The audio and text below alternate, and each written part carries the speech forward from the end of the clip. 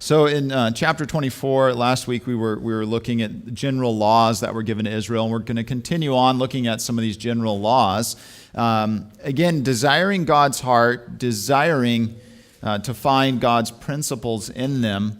And I just want to share again that Jesus quoted from Deuteronomy more than any of the other Old Testament books.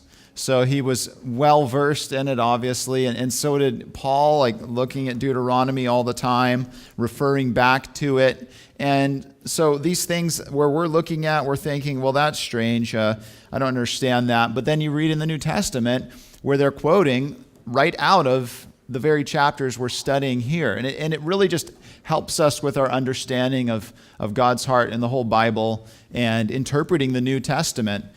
So we're going to look at Deuteronomy chapter 25 this morning and begin here in verse 1. If there is a dispute between men and they come to court, that the judges may judge them, and they justify the righteous and condemn the wicked, then it shall be, if the wicked man deserves to be beaten, that the judge will cause him to lie down and be beaten in his presence according to his guilt with a certain number of blows.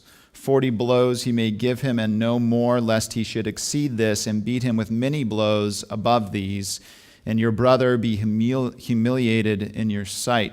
This chapter does deal with hard things, right away, punishment for evil. And then it's going to go into other stuff that's like, what is going on here? But again, God's heart and mind is in that it's quoted in the New Testament several places, and we see events that spring off of this concept in the lives of Christ himself, in the life of Christ, and in the life of the apostles and so forth. So just to start off, governments obviously are given by God. You have Romans chapter 13, which tells us that governments are given by God to uphold the law. And they're meant to justify the righteous while condemning the guilty, right?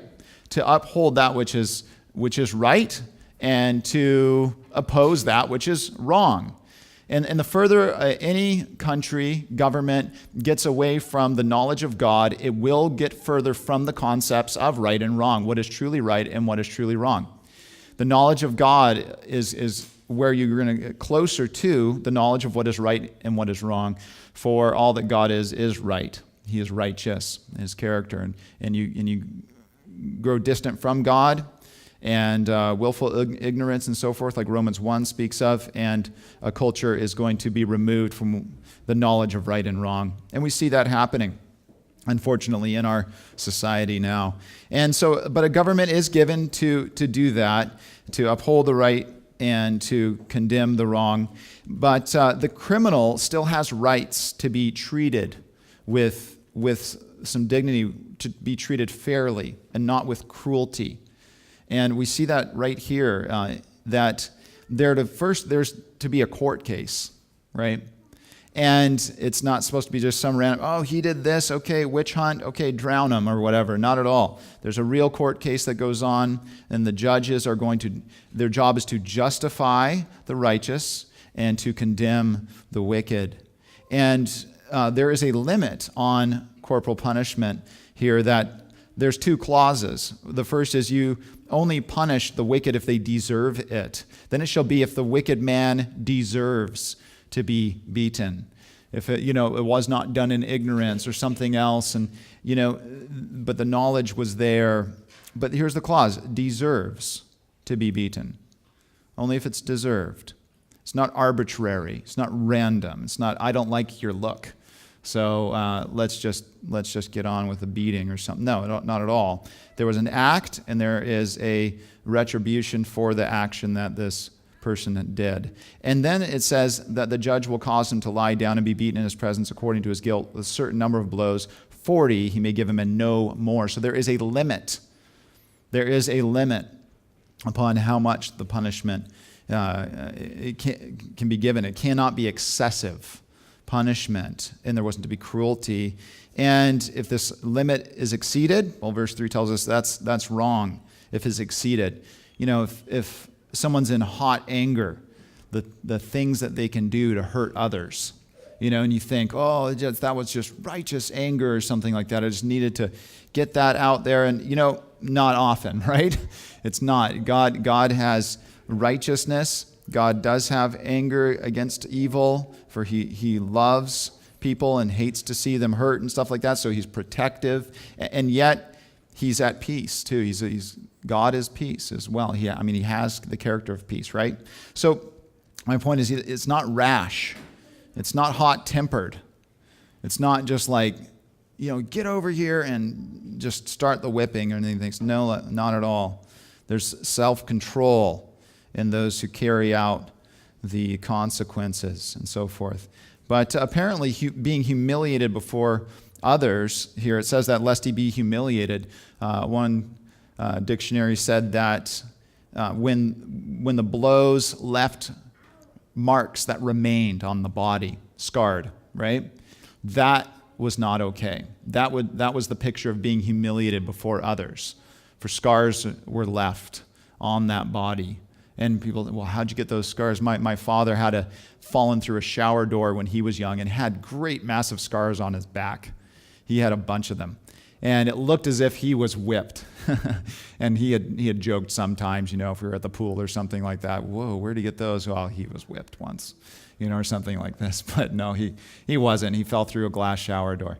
And, it wasn't to leave a mark on them, and they weren't to be humiliated. This wasn't to be something they wore for the rest of their life, that this is now your character or something like that. But it was supposed to be 40 and no more. And yet in the New Testament, Paul, when he lists his credentials, I put that in quotes, as one who knew and followed Jesus, he mentions receiving beatings that are of this, what we're reading in Deuteronomy 25 here, verse 2 and 3, the 40 blows. Because in 2 Corinthians 11:24, he says, I received from the Jews 5 times 40 stripes, minus 1. So he faced this punishment apparently five times. But it was a minus 1. And the rabbis say, well, whatever rabbi made that up in history, well, that's to show that we are merciful, right? Oh, thank you. Thanks. I lost count at 23 or something like that. My head was dizzy and my back hurt or whatever, but they would give 39 became the amount of stripes that was given to show that, boy, we do punish, but we show mercy, don't we? And the credentials are just amazing. When Paul goes on and he speaks about it in 2 Corinthians 11, I'll read some of it to you. 11:24, Jews, 5 times I received 40 stripes minus 1. 3 times I was beaten with rods. Once I was stoned.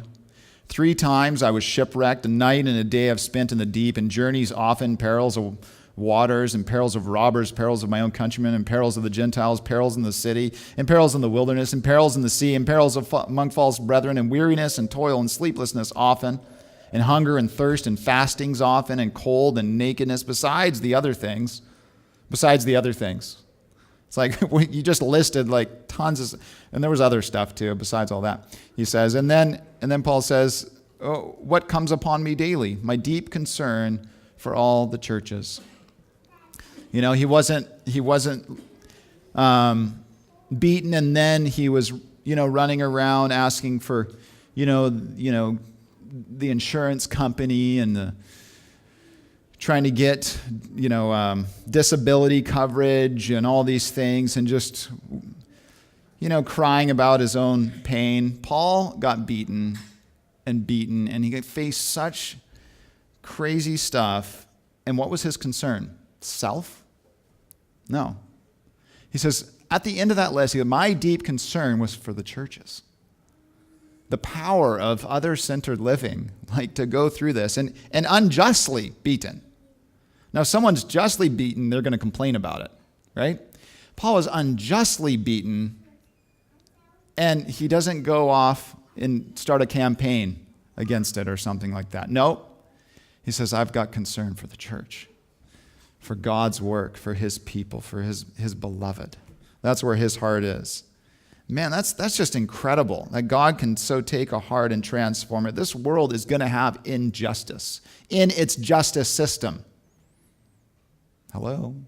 It's like, yes, that's so obvious, right? The whole world's crying out for justice right now. The world is such a mess.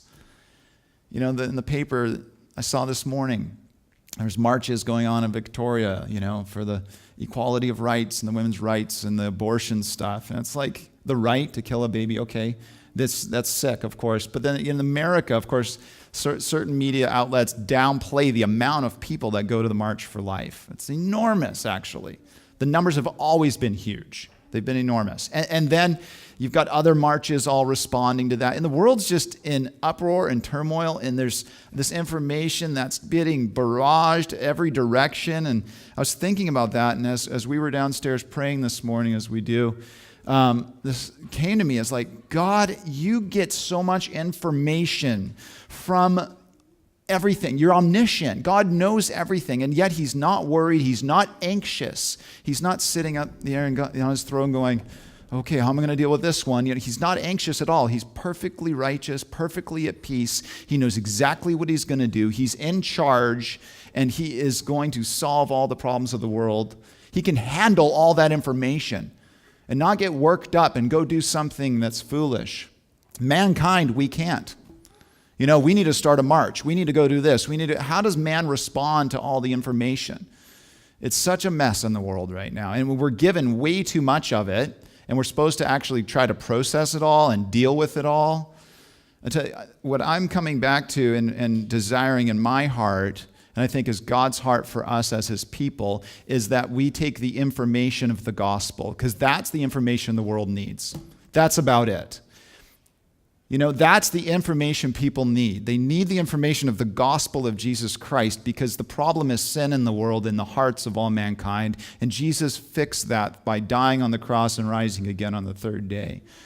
That's what the world needs. And we can go and banter about this and banter about that. And we can go and I have signed petitions. I think I signed one 2 weeks ago or something, because things are wrong that are happening. And yet, that's not the gospel. It's not my gospel. The gospel is only who Jesus is and the work he's done. God has his answer, and he is going to come again. And until that time, the world needs to hear the gospel. So I just bring that up, thinking about Deuteronomy 25, and there is punishment that's going on, and it's not always going to be just. It wasn't always just in Israel, even though God is desiring that. He's saying there needs to be a court only when someone deserves it, and only so much. But man has sin in his heart, and even those judges and even those who are the bailiffs and what have you are going to have anger in their heart.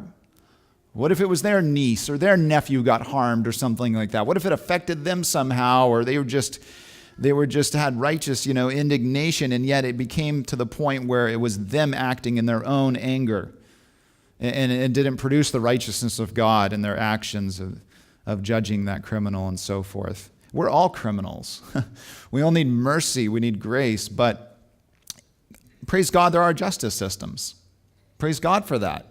There needs to be laws. There needs to be accounting for wrong, and there needs to be safety and so forth. And I just thank God his government is going to come. So, by the way, too, Jesus received this punishment, didn't he, in a way? But I think his stripes were left upon him, because the whip of cords that was made for his back had embedded glass in it, had embedded stone in it, shards of pottery in it. And they whipped him with that.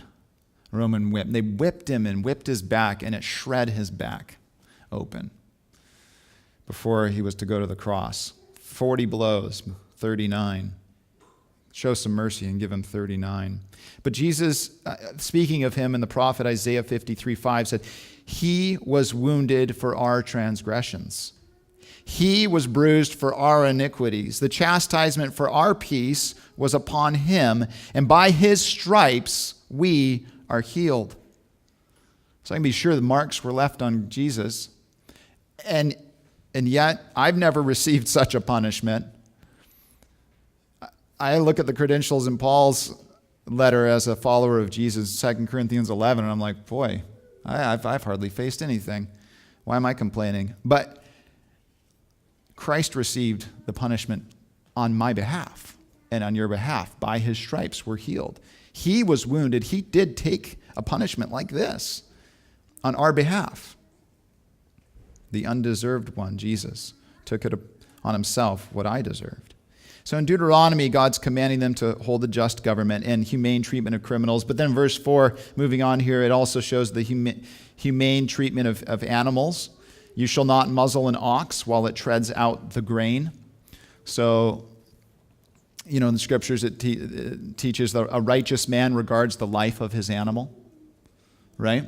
That we're not to get joy out of hurting God's creatures or something like this. And yet, this is obviously it is speaking about the treatment of animals, but there's definitely more, again, in the New Testament that reveals what this is speaking about.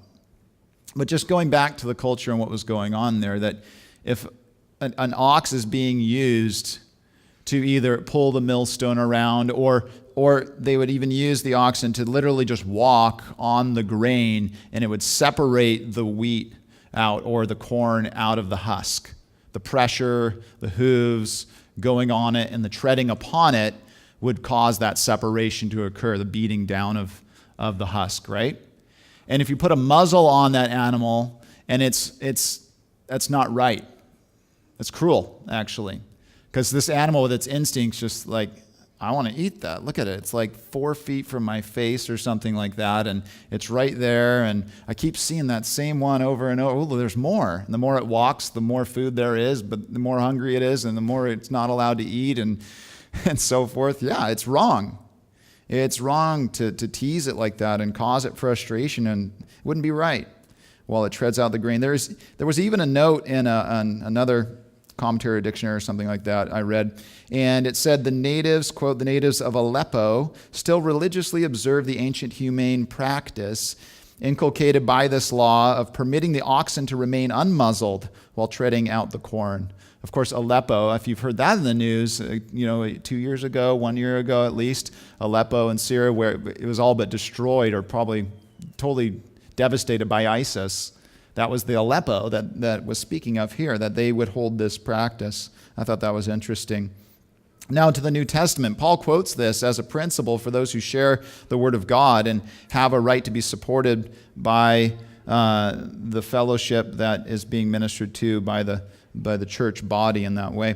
In 1 Timothy 5:17 and 18, this is quoted.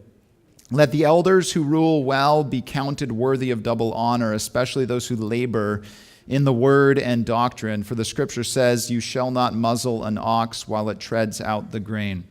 So this is quoted there in that. And the laborer is worthy of his wages, another quote from the scriptures. Now, you can point to the scriptures and where the scripture says, and you might think, but it's talking about oxen. Well, it is talking about oxen. But check it out what Paul shares in 1 Corinthians 9. He actually covers this concept more, and I'll just share 2 verses of it. 1 Corinthians 9, verse 9 and 10. For it was written in the law of Moses, you shall not muzzle an ox while it treads out the grain. And Paul says this, is it oxen that God is concerned about? Question. God is concerned about oxen, I believe, yes. But is it the depth of his heart that he's writing that? Or is there something more? Or does he say it altogether for our sakes? For our sakes, no doubt, this is written, that he who plows should plow in hope, and he who threshes in hope should be partaker of his hope. So Paul's basically saying there is a greater reason that God gave this instruction in the Old Covenant, in the Old Testament. There's a greater reason. There's a parallel reality of his teaching that goes on. That's really interesting, and that's a principle you can carry on through different laws and so forth. What's the principle that speaks of Jesus Christ in this text, in this odd text or something like that? I don't have an oxen. The government only says I'm allowed 4 chickens or something like that, because I'd be irresponsible if I had 5, of course, You guys, I always make that joke because it's like the bylaws are so ridiculous, and we have more bylaws in our society than you could ever write in the Old Testament, guaranteed. You take all your municipality laws, you take all your city, laws, you take all the other laws, and then sorry, Josh, CRD laws, and then you take all the laws from like the province, and then you take the laws from the federal side, and you're going to get more than what we've got here. We think the Old Testament's confusing. We write it off as something weird or something like that. No, it was simplified compared to what we've got. Just FYI there. But God gave a greater reason, and certainly God is concerned with the care of animals, but how much more humans then?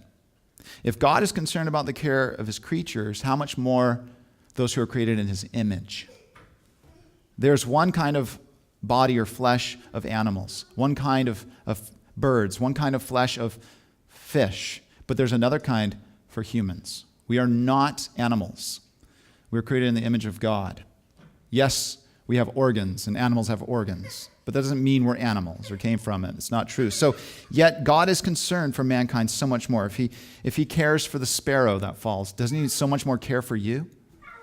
Right? So he does care for the oxen. How much more does he care in these things? And some have the idea that ministers or pastors, whatever, elders, whatever you want to call them at this point, shouldn't receive any income or monetary gain from their work.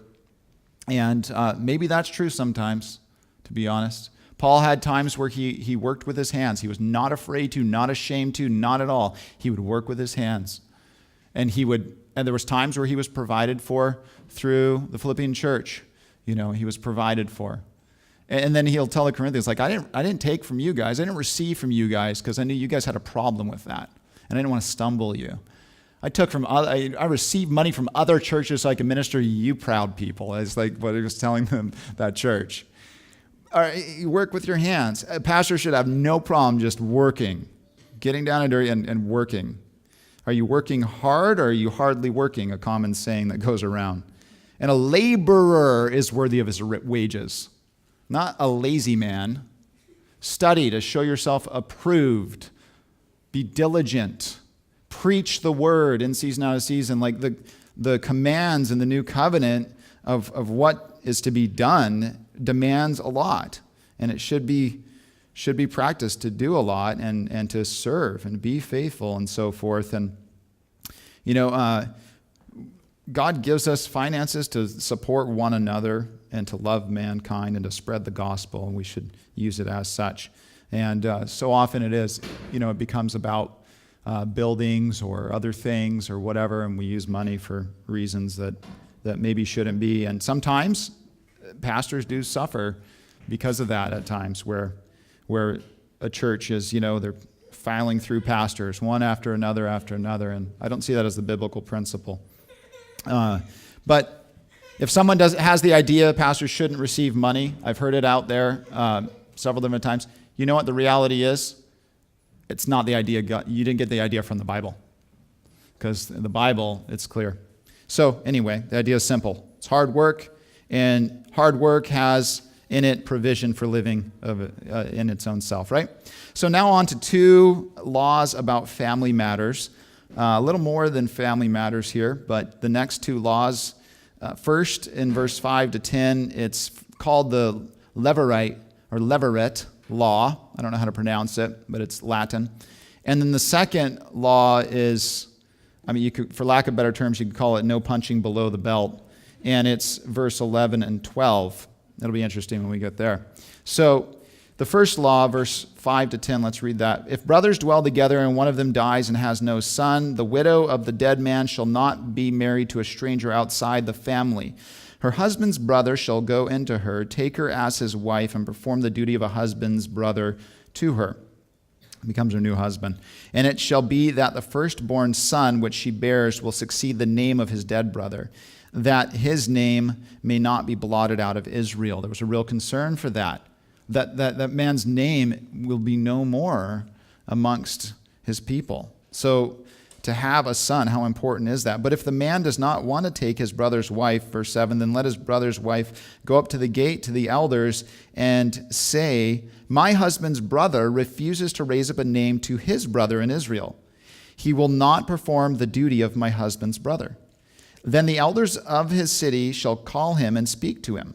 But if he stands firm and says, I do not want to take her, verse 9, then his brother's wife shall come to him in the presence of all the elders, remove his sandal from his foot, spit in his face, and answer and say, so it shall be done to the man who will not build up his brother's house. And his name shall be called in Israel, the house of him who had his sandal removed.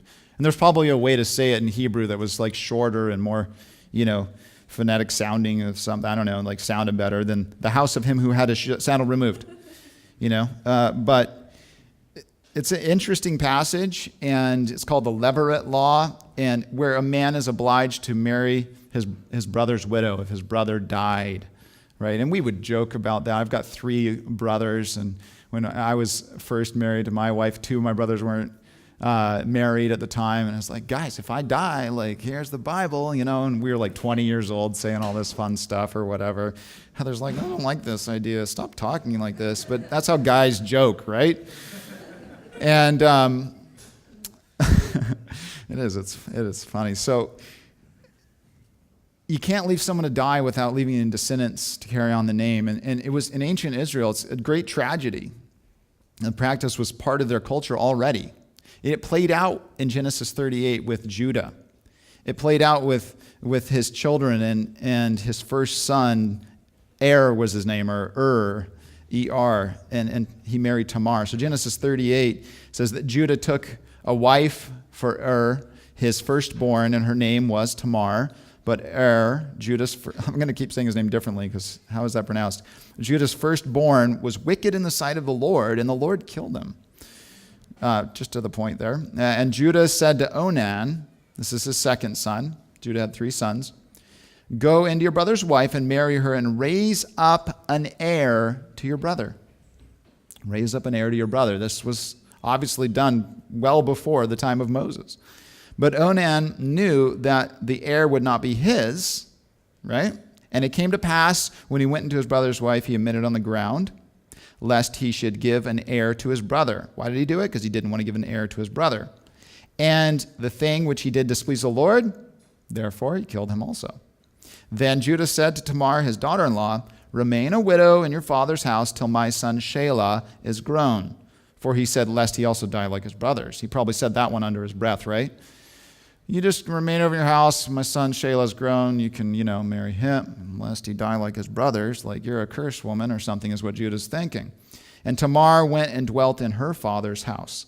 So Judah was reluctant to give his 3rd son to Tamar. And then what happens is Tamar obviously knew the character of Judah because Judah is going to go on a little retreat to see his friends in another town. And so she takes off her widow's garments. She's like, I have this right. Because think about this too. If a widow, their plan for taking care of the elderly was your son takes care of the mother. That's it. You need a firstborn son. You need a son.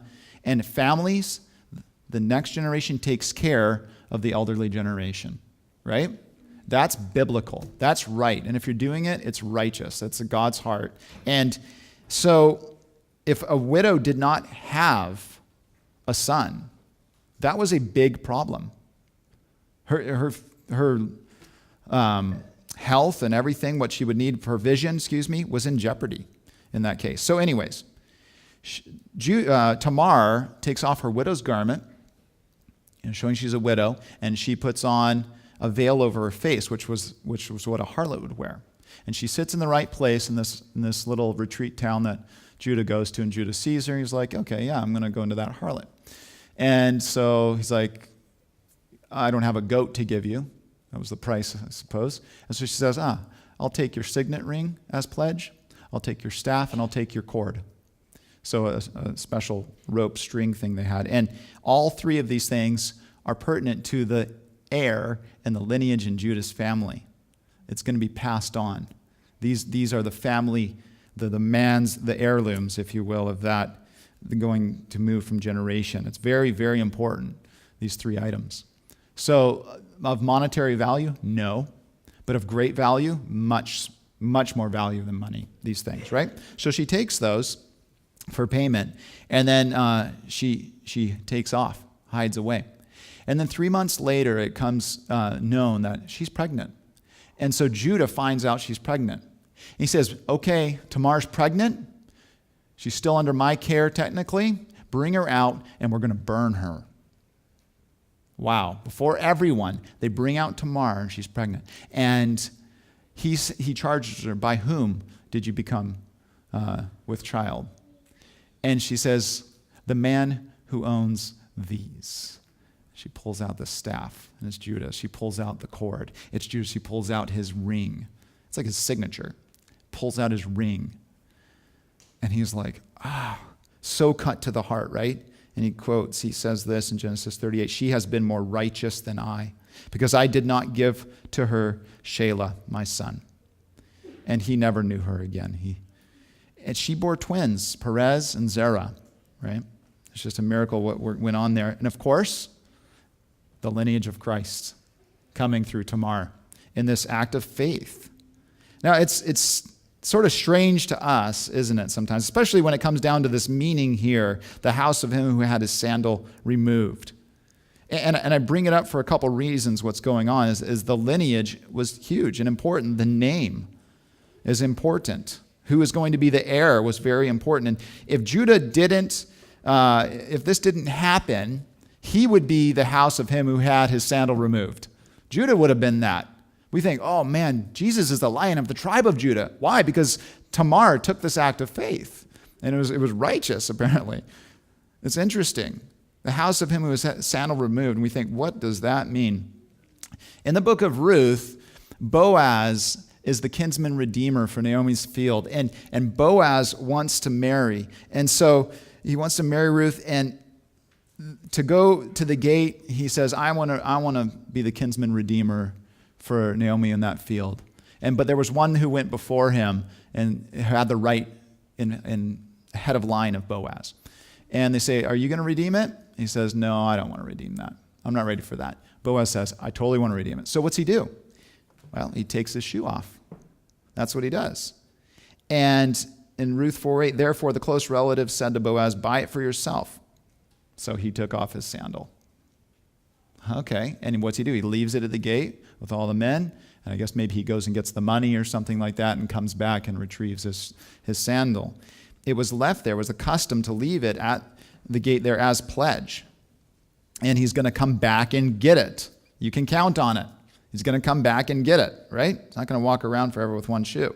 So, it's to say the house of him who had his shoe removed or had you're the one shoe wonder or something, it means you weren't a man of your word.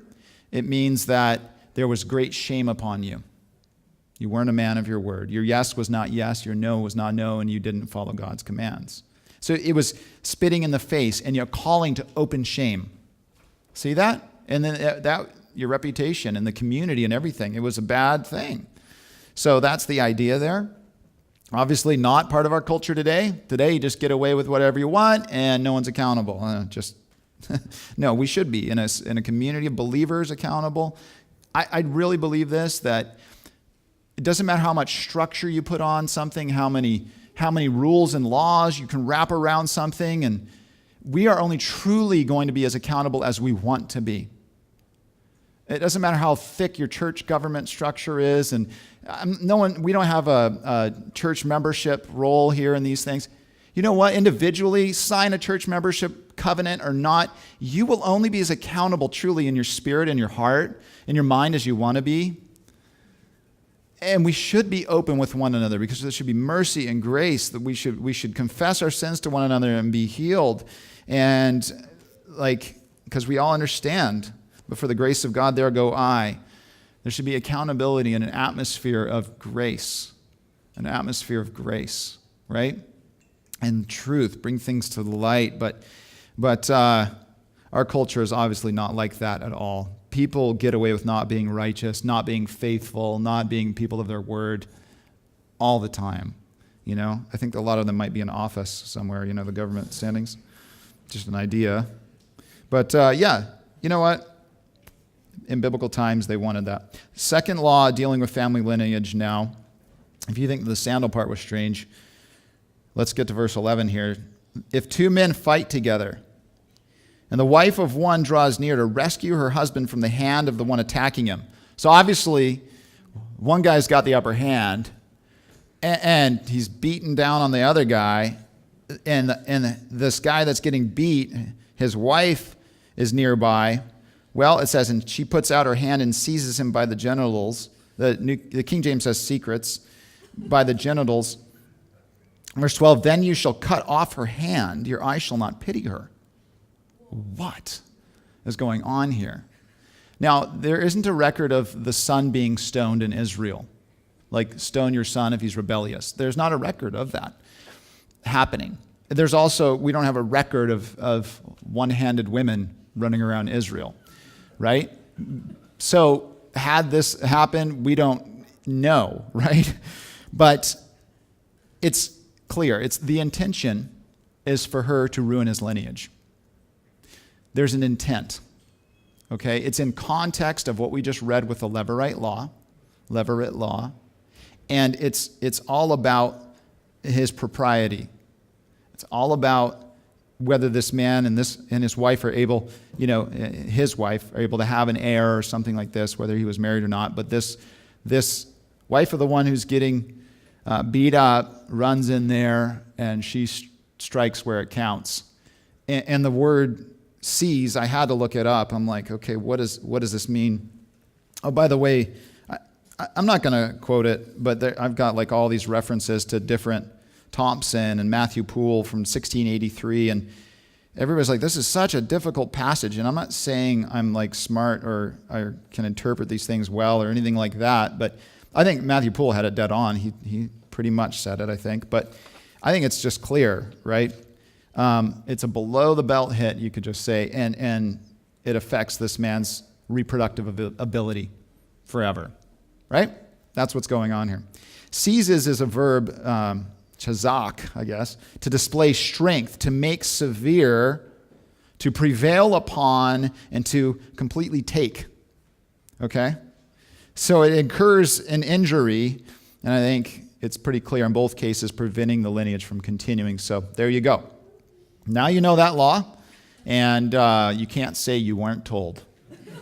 Okay? Verse 13. Moving on. You shall not have in your... Hey, by the way, if anyone knows the application in Christ for that, that'd be great.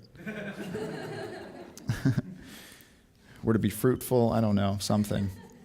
Verse 13, you shall not have in your bag differing weights, a heavy and a light. You shall not have in your house differing measures, a large and a small. So when you're going to go sell something, you take out of your bag the heavy one, or maybe it's the other way around. I'm not very smart with economics. But you're going to go buy something, you pull out, the lightweight, put the lightweight on the scale, and you get a little more, an extra little measure there. God hates that stuff. He just hates it. You should not have in your house differing measures. It's not about verse 15 and 16. Let's read those. You shall have a perfect and just weight, a perfect and just measure, that your days may be lengthened in the land which the Lord your God is giving you. You don't have to be underhanded. For all who do such things, all who behave unrighteously, are an abomination to the Lord your God. He sees and he knows. Proverbs 11:1 says, dishonest scales are an abomination to the Lord, but a just weight is his delight. He delights in that. And sometimes we think, well, we don't use these measurements anymore. Oh man, I was at the bulk aisle. We get stuff for our kids. We let them pick out bulk stuff for fun sometimes. And we were trying to do the scales, and I saw it, and the price tag came out, and put it on there, and we go to the till, and it was heavier at the till. That was on Friday. So I was like, interesting, should I say something?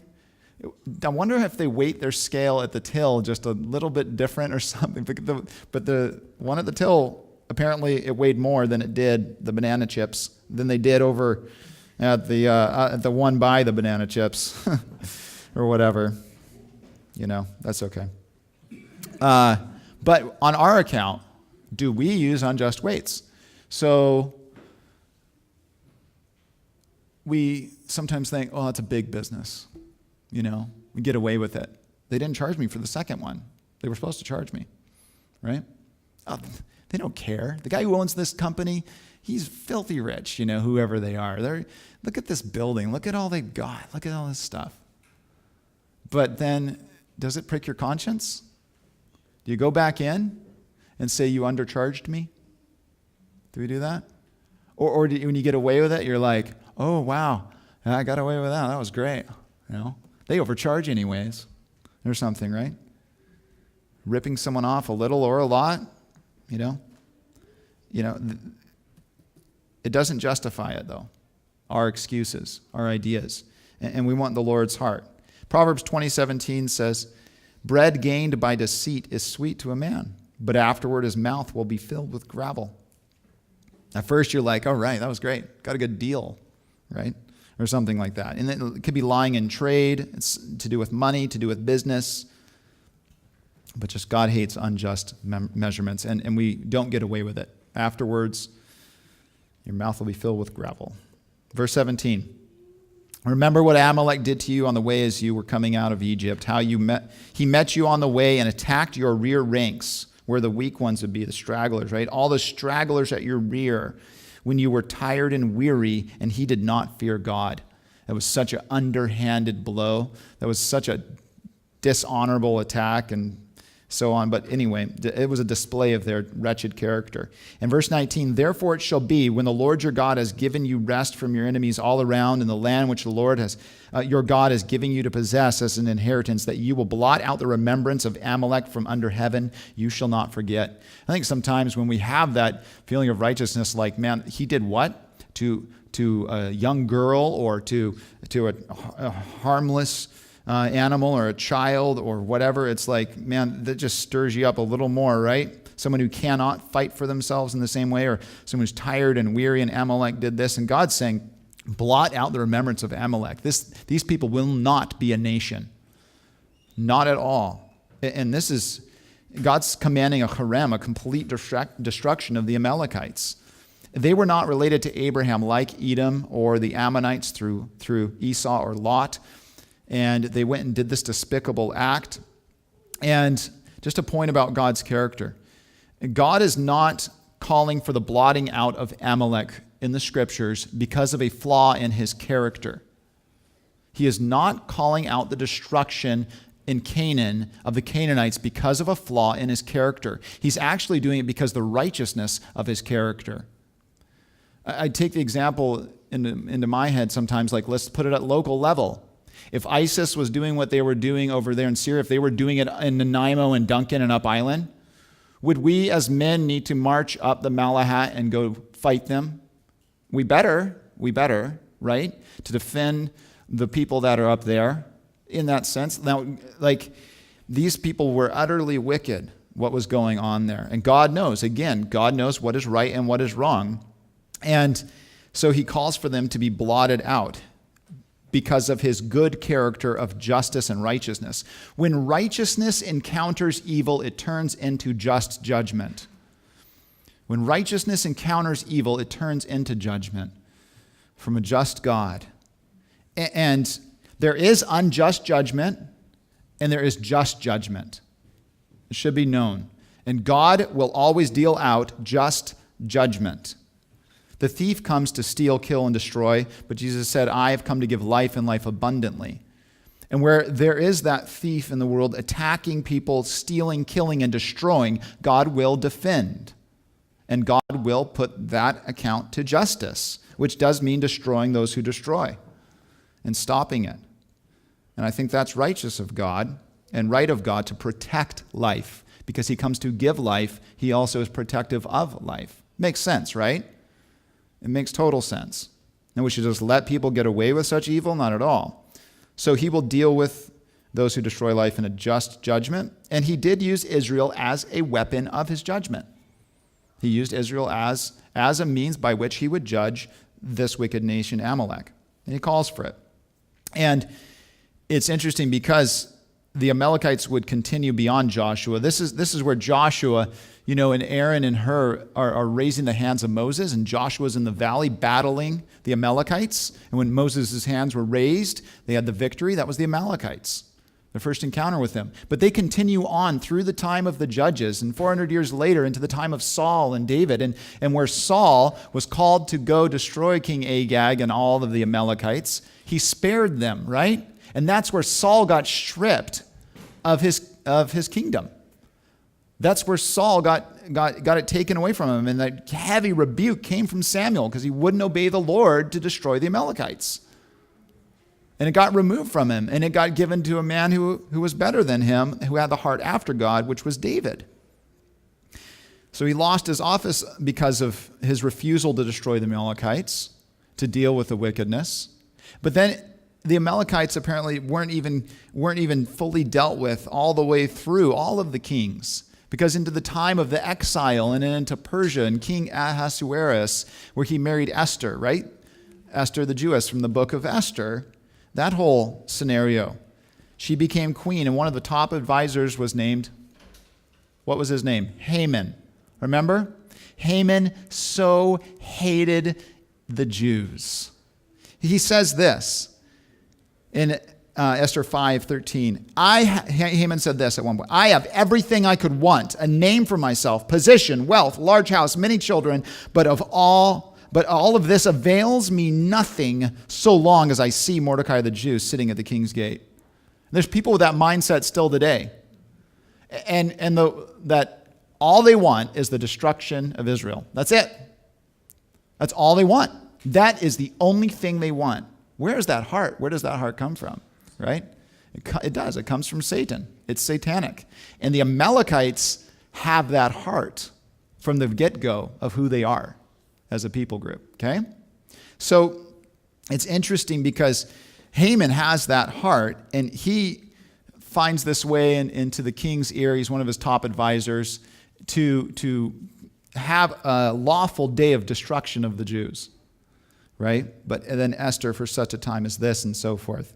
And God, here's what one of his letters said, Haman's letter, sent letters to all the provinces of the empire to destroy, to kill, and to annihilate all the Jews. Sent letters to all of the provinces. This is our mission, both young and old, little children and women, in one day, and to plunder their possessions. Right? His plan ended up not working. And he made I think it was a 50-foot hangman's noose and pole and stuff. Everyone could see Mordecai get hung on that. Well, he ended up being the one that got hung on the noose he made for Mordecai. Right? Evil shall slay the wicked. They are punished for their own deeds. And sounds like some today. The only thing they want is to destroy Israel, and that's their ultimate desire. Haman was a descendant of Agag. He was an Agagite. He was a descendant of King Agag, whom Saul spared. It comes back to bite you. He was an Amalekite. Right? And some people have theorized maybe Hitler was an Amalekite or something. We don't know. But we have no clue. But we do have a record in the Bible that Haman was. Haman was. And, I think sometimes we want to be ignorant of it, that there could be such evil out there, and assume that people don't have this attitude out there in the world that, no question, the spirit of Amalek prevails today. Seeking out desperately, calling for publicly an open public call for the destruction of all Jews. They're God's people. This is amazing. No other nation is under such threat. It's just incredible. It's clearly the wars and the spiritual is going on, and God will avenge and deal with it. And Amalekite becomes to us as believers, it has become a picture, a typification of the flesh versus the spirit. That our flesh needs to be destroyed, right? We don't keep it as a pet. We don't let some of it survive. It needs to be taken to the cross. It needs to be crucified with Christ. Galatians 5, that the flesh wars against the spirit and the spirit against the flesh, and they're contrary to one another.